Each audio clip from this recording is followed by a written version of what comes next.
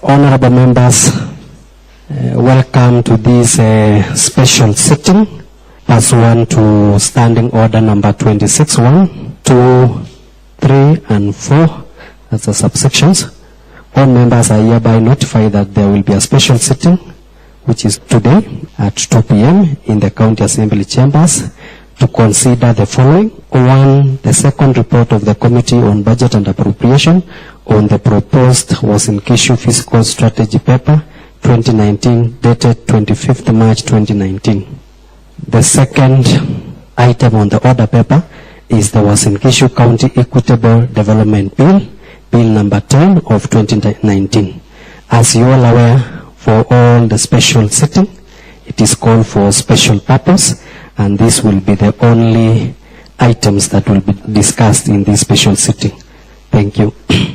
Order number 8, motion and bills. Honorable Jonathan. Thank you, Mr. Speaker, sir.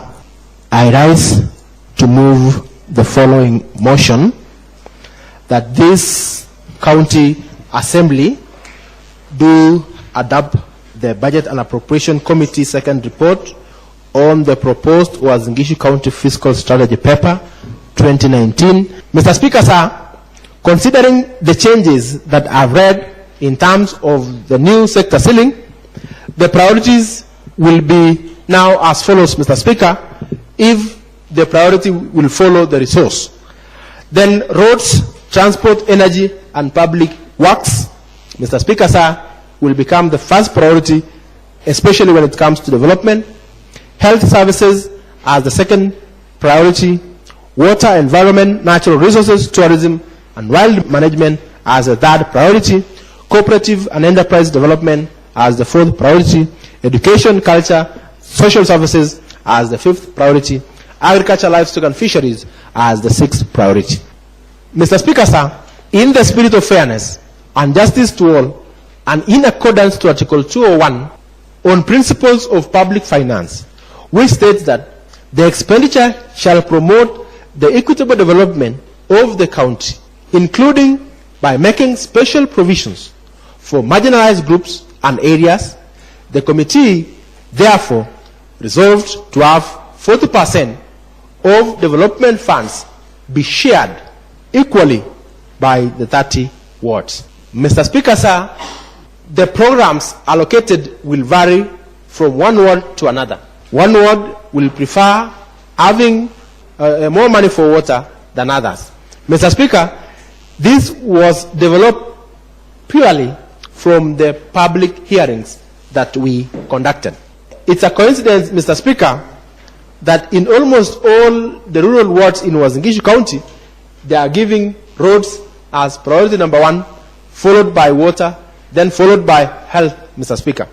It is my prayer, Mr. Speaker, that this time round we follow what the people say as envisaged in the Constitution of Kenya. Honorable Chivup. I still want to believe as we go down to the wards, we must develop further, so that whether you are in agreement or you are not, you are looking your heads or owns with the governor, you have your money and your ward must develop. People are not the same. We will have a good governor another time who may just want to develop the whole county. We will have another person who will say who voted for me, who did not vote for me, who was my enemy, who has what kind of color, or who has all manner of description. And the wards will suffer at the expense of just maybe one individual. Leader of government business.